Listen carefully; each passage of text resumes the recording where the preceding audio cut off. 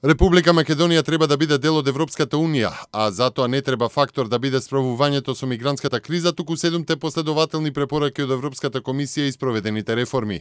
Со тоа треба да се стави крај на задоснетата реакција во однос на почетокот на пристапните преговори со Европската Унија, порача министерот за надворешни работи Никола Поповски во обраќањето на состанокот на Паневропската меѓународна унија, која се одржа во Европскиот парламент во Страсбур. Поповски се осврне и на справувањето со мигрантско-бегалската криза, потенцираше дека Македонија е специфичен случај со оглед дека бегалците доаѓаат од територија на земја членка на Европската Унија, Грција, во земја што не е членка на Европската Унија, Македонија. Американското влијание да се насочи кон Македонија со цел да се запрат обидите за дестабилизација на земјата и одложување на изборите, повика професорот Стивен Бленк, експерт за Русија од Американскиот совет за надворешна политика, во колумната објавена во весникот Хил.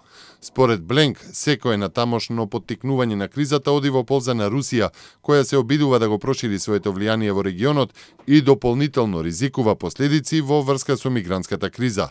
Бленк пишува дека бегалската криза не е решена, туку е префрлена на периферијата на Европа, каде на малите држави, како Македонија, им се заканува да се претворат во паркиралишта на мигранти. Во колумната покрај на бегалската криза се осврнува и на Македонија како клучна алка во решавањето на кризата и политичката ситуација во Македонија. Високо ја оценува работата на Никола Груевски како реформатор во економијата, здравството, образованието, притоа го карактеризира како прозападен политичар, за разлика од СДСМ и Заев, кои според Бленк се поранешни комунисти со проруска ориентација. Во изминатите 24 часа издадени се потврди на вкупно 132 странски државјани за искажана намера за поднесување на барање за признавање на правото на азил. Оваа година на странски државјани се издадени вкупно 89.623 такви потврди. Балканската емигрантска маршрута веќе не постои, објави утринава премиерот на Словенија Миро Церар по маратонскиот состанок на лидерите на Европската Унија со Турција посветен на бегалската криза што се одржа во Брисел. И покрај тоа што во завршниот документ од средбата не се најде претходно подготвениот заклучок дека се затвора западно-балканската мигрантска рута, туку само дека е завршен протокот на бегалци, сепак словенечкиот премиер потврди дека од денеска сите земји на оваа рута, вклучително и Македонија, на официјалните гранични премини треба да пуштаат само лица со валидни документи за влез.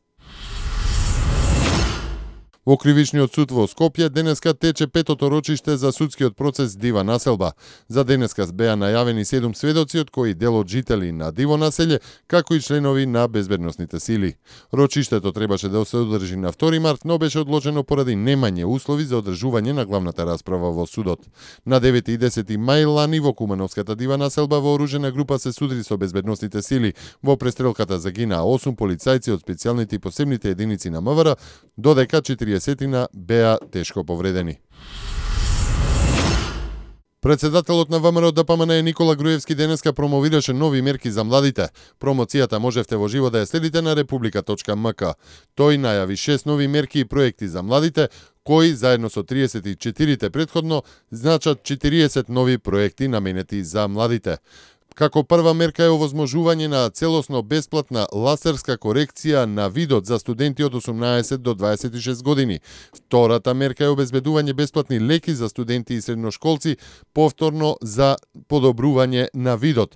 Третата мерка е организирање на младински настан наречен Студент Фест. Како четврта мерка Груевски ја најави субвенцијата за купување на музички инструменти, додека петата е бесплатен здравствен преглед за спортските репрезентативци.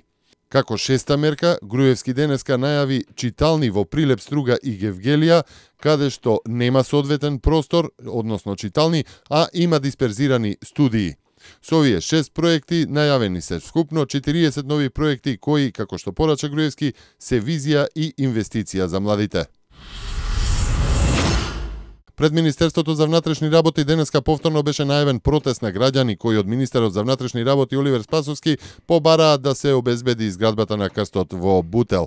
Тие најавуваат дека ќе протестираат се додека не им се исполнат барањата, а претходно на протест се собраа и во сабота како и во текот на вчерашниот ден.